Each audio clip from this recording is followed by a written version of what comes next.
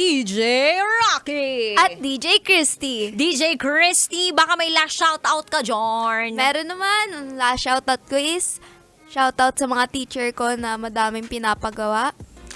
So, masama loob mo. Okay lang naman, nakakarry naman tapusin.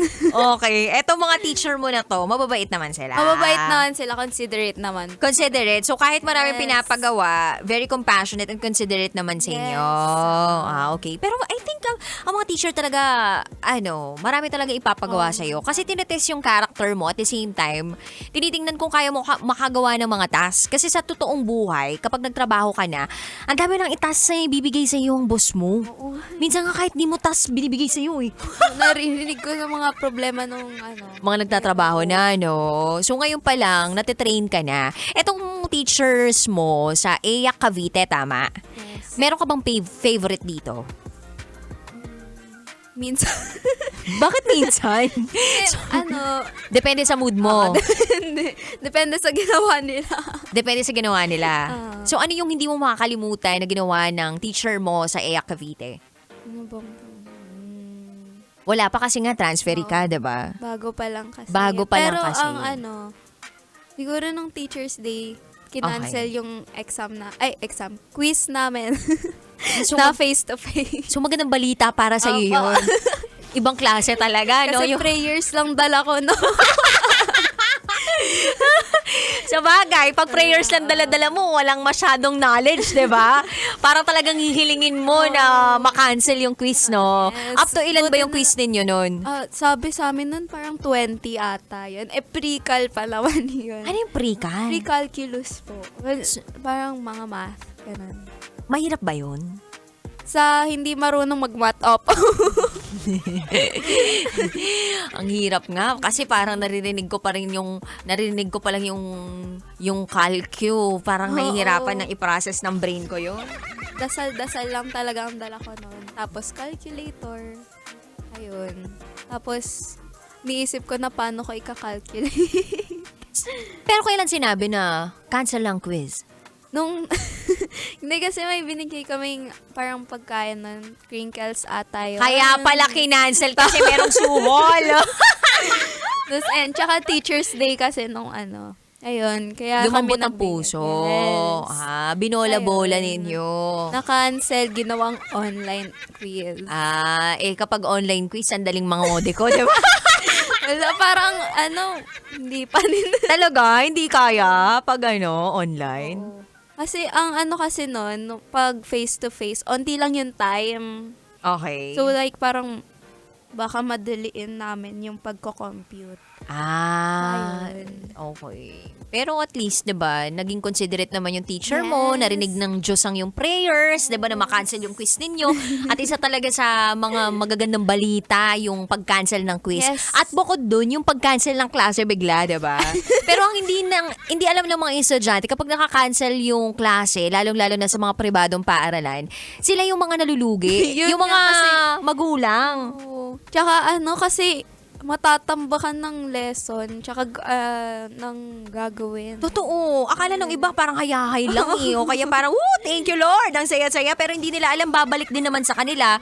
Kumbaga parang ang nangyari, naurong lang ng very light yung mga gawain nila. Tapos tatambakan ka pa. Tatambakan. Pero sa amin kasi online, so hindi naman masyadong tambak yun. Nakakaya naman. Yes, Na-handle naman. yes. Uy, pero nakakatuwang isipin na transfer ka pa lang pero marami ka ng kaibigan, Yes. medyo marami ka ng parang nalalaman sa school, marami ka ng pinagdaraanan.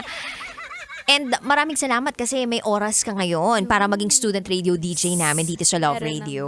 Thank you ha. Kumusta naman ang pakiramdam bilang isang student radio jock? Nakakakaba nung una pero more na practice ako. Okay naman. Nakikerry naman siya. Nakikerry ka naman. Yes. Mukhang nasasanay ka na. Nasasanay na yarn. Nasasanay na magsalita. Pero mahihain ka talaga dati. Opo, mahihain talaga ako. Pero ngayon, medyo dumadaldal na talaga. Oo. Kumbaga kapag tumatanda ka, iniisip mo or naiisip mo, nare-realize mo na wala ka talagang mapapala at hindi ka kikita ng maraming pera kapag mahiyain ka. So, dapat makapal mukha mo, di ba?